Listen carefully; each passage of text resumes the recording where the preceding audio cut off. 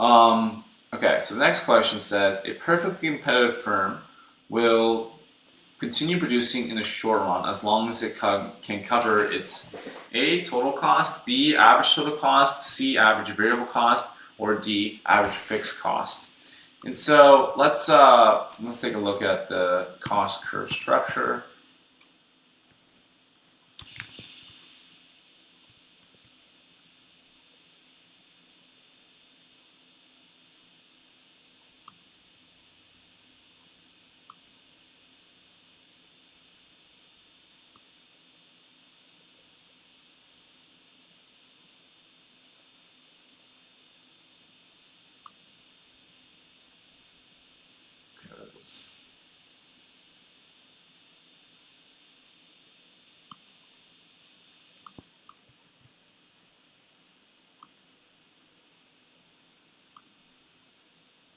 I don't think this breaks it down enough. We want average variable cost as well in there. So let's find another one.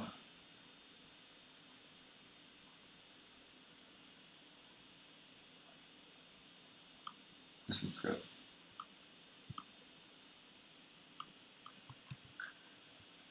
Okay, so we have our cost curves here. We have marginal cost, average total cost, average variable cost, and average fixed cost. And so the question is, in the short run, what does a perfectly competitive firm care about? And so, we know that if it's producing at a price above average total cost and its marginal revenue is above average total cost, then it's definitely making a profit. So is that the only time that a firm will produce in the short run? And the answer is no. So in the short run, we say that as long as this perfectly competitive firm is producing at a point where price and marginal revenue is greater than average variable cost, then it will continue to produce. And the reason for that is because in the short run, you have fixed costs. And so fixed costs are going to be incurred no matter what.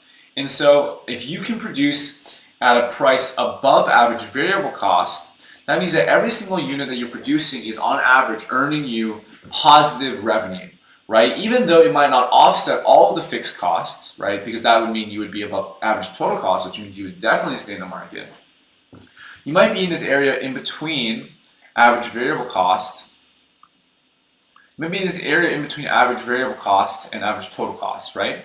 Where you're earning positive revenue on the units that you produce, but you're not being able to cover all of your fixed costs. And that's okay, because if you chose to stop producing when you're in this little area between average variable cost and average total cost, you'd actually lose even more money because you have to pay the fixed costs no matter what. The fixed costs are always going to be there. And so you'd be better off incurring less losses by producing to a certain extent in the short run. Now, in the long run, we don't have fixed costs. We say that all fixed costs are variable. And so in that sense, you would want to make sure you're producing above average total cost. Okay, so the correct answer here is going to be producing as long as it can cover its average variable cost. Let's take a look at the previous year's answer. They said total cost, so that's going to be wrong. The correct answer is C. In the short run, firms care about covering their variable costs because this means they're earning positive returns on each unit they produce.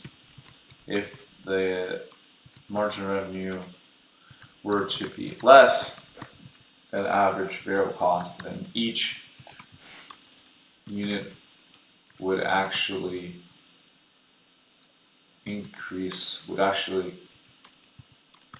make negative losses even worse. The firm doesn't care about producing more than ATC in the short run because it's better off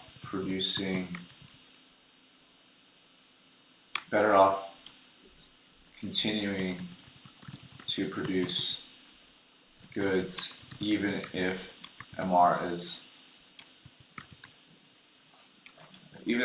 less than ATC as long as MR is greater than ATC. Okay, number 2. A perfectly competitive firm will earn a profit and will continue producing the profit maximizing quantity of output in the short run if price is which one of the following. So we have two criteria here. First, we understand this is in the short run. And second, we understand that we want a firm that will earn a profit and continue producing the profit maximizing quantity of output in the short run. And so what that means is that we can take a look at the answer choices. A says greater than marginal cost. And so this is not going to be the correct answer here. It's possible that if you produce with marginal greater than marginal cost that you would earn a profit, right? You're earning profit on each unit for sure. But it's not going, the question also says we'll continue producing the profit maximizing quantity of output. And so profit maximization occurs when marginal revenue is equal to marginal cost. And so if we assume that you would continue producing the profit maximizing quantity of output, that means you are already at a profit maximizing quantity of output. So you cannot have a marginal revenue or price greater than marginal cost. That price would have to be equal to marginal cost. B says that it's less than marginal cost. And so again, we don't buy that answer, right? If for this one, you still, price is going to be equal to marginal cost. And second, if you had priced less than marginal cost, you're actually earning, you're losing money on each unit of production. And so that's not going to be the case for this question. C says less than average variable cost. And again, we know that if P is less than average variable cost, you're losing money on average, and you'd be better off shutting down. And so C is definitely not going to be one of those scenarios that fits this context where you're earning a profit. You want to continue profit maximization. And finally, you have D, greater than average total cost. And this is going to be the correct answer. You're earning a profit if your price is greater than average total cost. You're able to cover all of the costs of your production, right? Fixed costs and variable costs, and still have some left over because you have price greater than ATC. And also, you could be producing the profit maximizing quantity of output if your marginal revenue is equal to marginal cost. And so D is going to be the correct answer here. Let's take a look at the previous year's answer, and they said D as well. Great. Let's take a look at 3.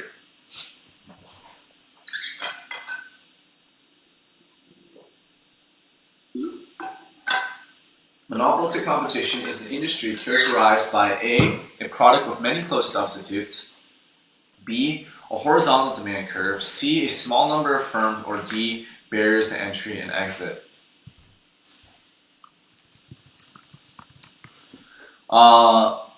And so we talked about this a lot in earlier questions, but we know the best answer here is going to be a product with many close substitutes, right? A horizontal demand curve is not going to occur in monopolistic competition, right? In perfect competition, horizontal demand curves because every single firm is a price taker. Whereas in monopolistic competition, you have a slight ability of producers to control price. There's a little bit of market control because your product is slightly differentiated. So it's going to be a more inelastic demand curve than horizontal, but it's still going to be roughly elastic. So B is not going to be correct. C is a small number of firms, but in monopolistic competition, we still assume a large number of firms that make the market competitive. And D, barriers to entry and exit, we assume that in a monopolistically competitive firm that there are no barriers to entry or exit, or very low barriers to entry and exit. So A is going to be the best answer here, a product with many close substitutes. Not identical, but close. So let's take a look at the previous year's answer. Previous year said 3, A as well. Yep, that's great. Okay, 4. If a perfectly competitive firm increases production from 10 to 11 units and the market price is $20 per unit, total revenue for 10 units is which one of the following? So the market price in a perfect competitive firm, we have price is equal to marginal revenue. And so if the price is $20 per unit, then marginal revenue is also going to be $20 per unit, and that's flat for every single good. If you're already producing 10, if you want total revenue for 10 units, its total revenue is equal to price times quantity. So it's 10 times $20 per unit, so $200 overall in total revenue. So C is going to be the best answer here. Let's take a look at the previous year's answer, and they said total revenue is equal to 20 times 10 is 200, C as well. That's good. 5 says, the demand curve facing a monopolist is A, horizontal, the same as that facing a perfectly competitive firm, B, downward sloping, the same as that facing a perfectly competitive firm, C, upward sloping, the same as that facing a perfectly competitive firm, D, downward sloping, unlike the horizontal demand curve facing a perfectly competitive firm. And so all these answer choices compare to a perfectly competitive firm. So what kind of demand curve does a perfectly competitive firm face? And the answer is a horizontal demand curve. We know that perfect competition means that all firms are price takers. There's no price setting. And so they have no market control. You have a perfectly elastic demand curve. And so B and C can't be right because it seems to imply that perfect competition has either a downward or upward sloping demand, where in fact it's horizontal. And the next question is it A or D? And so the difference is A says that the demand curve for a monopolist is also horizontal, whereas D says that the demand curve for a monopolist is downward sloping. And we know that for a monopolist, unlike a perfectly competitive firm, a monopolist has market power, so they are price setters. They can have different prices, and they have the ability to vary those prices. And so we know that the demand curve for a monopolist is going to be downward sloping, and so D is going to be a correct answer here. That the demand curve facing a monopolist is downward sloping, unlike the horizontal demand curve facing a perfectly competitive firm. Let's take a look at the previous year's answer. And they said B, downward sloping, the same as a perfectly competitive firm. And they say that the demand is downward sloping in both cases. The demand curve will seem infinite. The competitive firm can undercut the competitors and absent above industry structure, but the whole market has a downward sloping demand line. However, the previous two is confusing the overall market for the firm's graph. The firm, we know, faces a perfectly competitive horizontal, perfectly elastic demand curve, whereas the whole market faces a downward sloping curve. And so we're comparing this to the firm level, which means it is in fact going to be D. So 2 says D. In the short,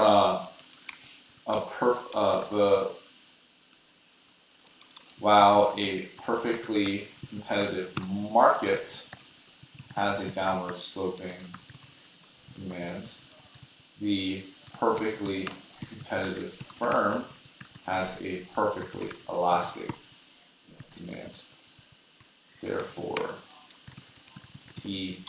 since the question specifies the firm level, D is correct. All right, that's not 2, that's question 5, I believe, or 6? 5, great. Next question, C. Suppose that a monopolist increases production from 10 to 11 units. If the market price declines from $30 to $29 per unit, marginal revenue for the 11th unit is which one of the following? So this goes to the core structure of the monopolist market, where you have a demand curve, but marginal revenue is separate from demand curve. That every single dollar decrease in price not only decreases the revenue you receive from the most recent unit, but also the amount of money you receive from all additional units as well. And so you have a steeper marginal revenue than than demand. So let's take a look at this one. So for the 11th unit, the marginal revenue selling that 11th unit is going to be the price of that unit. And the price is $29 per unit. So marginal revenue for the 11th unit is $29. But we also know that the decline in price from 30 to 29, that $1 decline is felt by every single preceding unit as well. So if you used to sell every unit from the first 10 units used to be sold for $30, now you're selling 11 units for $29, then we know that the 10 units all suffer a $1 decrease in marginal revenue as well. So it will be 29 minus 10, or $19 as the marginal revenue for the 11th unit. Another way to calculate this is if we wanted to just sum up the total revenue at 10 units and the total revenue at 11 units. At 10 units, we know that we sold 10 units at $30 each. We had total revenue of $300. And the next, at 11 units, we sell each unit at $29, which gives us 29 times 11, or $319. So at 10 units, we sold $300 of revenue. In 11 units, we got 319 units of revenue. So the marginal revenue of that 11th unit is given by $19. So C is the correct answer here. Let's take a look at the previous answer. The previous answer also said C. Marginal revenue is extra revenue due to production of one additional unit. 29 times 11 minus 30 times 10. 319 minus 300 equals 19. Great. 7 says most electric and gas and water companies are examples of which of the following? A, unregulated monopolies, B, natural monopolies, C, restricted input monopolies, or D, sunk cost monopolies. So Correct answer here is B, natural monopolies. Not because these are natural resources, but because these utility markets, the way they're set up, they are naturally, their natural structure is going to be similar to a monopoly market. When you think of electricity, requires a huge fixed cost investment in electric lines, in power grid, and stuff like that in order to deliver electricity to people's homes. And that's something that not all firms can do. Only firms with a lot of capital can do that. And so that market structure naturally lends itself to having only one or two, basically only one firm in the area. And again, it doesn't make sense for there to be multiple providers of electricity. We don't need to have 3 electric lines from 3 different companies connecting to every single house. We only need one. So if one company has already set up an electric grid in an area, there's really no incentive for another company to come and try and set up another electric grid right on top of that area. And so that's what we mean by natural monopoly. So let's take a look at the previous two's answer, and we said 7 as well, or B as well. And finally, 8. If a perfectly competitive firm is producing a quantity that generates P greater than marginal cost, then profit A is maximized, B can be increased by increasing the price, C can be increased by decreasing the price, or D can be increased by increasing production. So for this firm, then, what we know is that if profit if price is greater than marginal cost, then that means that each additional unit that we sell from this point forward is going to give us positive revenue, right? We're earning greater price than the cost of producing those goods, right? So if we increase production, we would continue earning those revenue. And again, remember that the perfectly competitive firm faces a profit maximization rule of price is equal to marginal cost. And so that's when we stop producing. And so if price is still greater than marginal cost, we continue producing until that changes. So D is going to be the correct answer here. Profit can be increased by increasing production. And so you can see that the previous tutor is going to say D as well. This is because it's going to increase marginal cost. It is a price taker and it cannot change the market price.